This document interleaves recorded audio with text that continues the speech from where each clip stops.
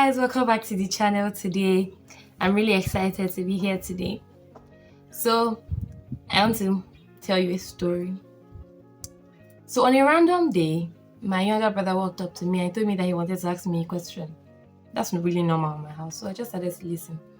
So, he said to me that imagine a random stranger came to me and another random stranger. That means I don't know both of them from anywhere.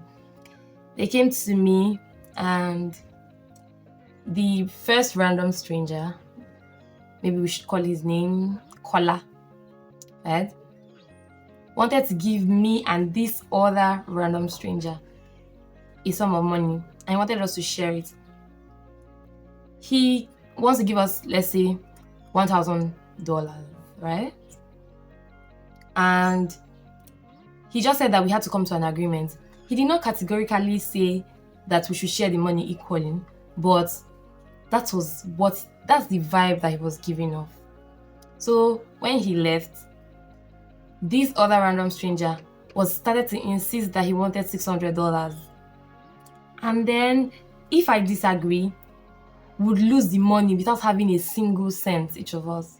And then I'm just like, why are you trying to be greedy? That's just $400. That's a lot of money to just come by on a random day. And then I said, I'll take the $400. It's nothing bad. I'll come and say, oh Lord, I'm grateful for today. Thank you for surprising me so much. And then he left because he thought that was what he would do too. And then he came back to me a few days after and he said that he had asked our younger brother the same question. So our younger brother was so surprised because he didn't even give it another thought. He said that he wasn't going to get $400. If the other person insisted on getting $600, he would rather return the money. And I was just like, isn't that too much? And then we started to think about it, two of us. Started to think about it. Why should we return the money? Why should we not? Why should we go with $400? Or why should we not go with $400?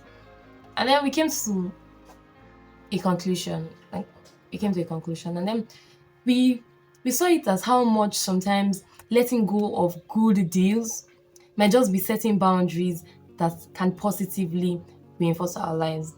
We said that, okay, what if this stranger decided to place us on a monthly salary of us sharing $1,000 for maybe the next 10 years?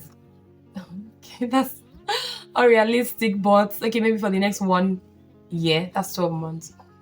So I'm going to lose how much? $1,200 over just someone else's ego? No. And that would mean when you receive the first $400, it gets harder to say no to the second one. And again, it gets harder to say no to the third one. And before you know it, we're just in this position where we are perpetually in this place where we receive $400 when our not illegal, but then our money was supposed to be maybe $500. And I see this so much in even our relationship with God. We see that God loves us so much, more than we can actually imagine. Like, God absolutely loves us. But he has a clear cut. His boundaries are here. In fact, he has gone further with Jesus coming to write his laws in our hearts. So we don't even need to go and search the textbook to know when we offend him. We don't need to go around and say, I'm not sure if I offended God. His spirit in us will bear us witness, and we'll know whether we hurt him, whether we said things that we're not supposed to say. And that's how important boundaries are in our lives. I said that letting go of the good deals sometimes might just be our ticket to actually say no for the things that we don't want. This can apply to anything, with our relationship with our family, in relationship with our friends, even in a romantic relationship. I would say I think that's one that really emphasized these days. A lot of people get gifts, get Valentine stuffs, cakes, drinks, parties, and then when it gets to the not so juicy parts, they cannot say no. They cannot really leave the relationship, even if they have this person beating them, even if they have this person emotionally bashing them, saying that they are not good enough, or trying to make them feel that it's such a favor for him to be in a relationship with them or her, right? So it can go both ways. It's not always the guys that are like toxic in relationship. Ladies can be toxic. They can speak to you in a manner that makes you feel like they're just settling for you.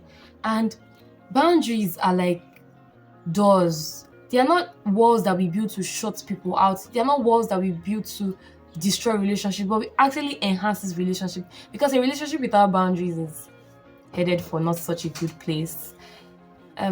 I wanted to also say some few things that can make us realize if we have a boundary problem, right? If we have a boundary problem, I think that the first thing that I would say is feeling very uncomfortable. You say, feeling guilty. Oh, how will I say no?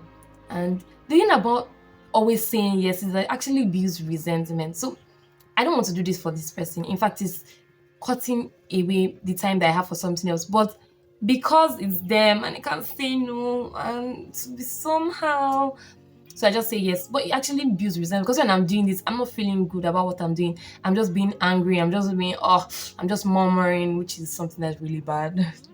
Do not murmur. That's what the children of Israel did. And it didn't really bring nice things to them. God hates murmuring. I think more than human beings does. So it builds resentment, right? And that's not a good place to be in many times. Another way that you can know if you're somebody that has a boundary problem is if you're actually always looking for like validation. I think that this is so much a thing that I'm working on currently.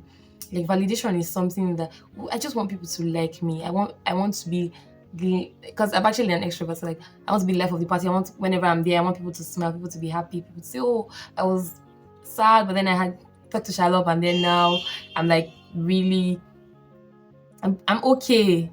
Yeah, but then seeking validation can mean that we actually go around our boundaries. They actually sort of make excuses for people even when they do not deserve. Actually, always make excuses for people, but but you get what I mean, right?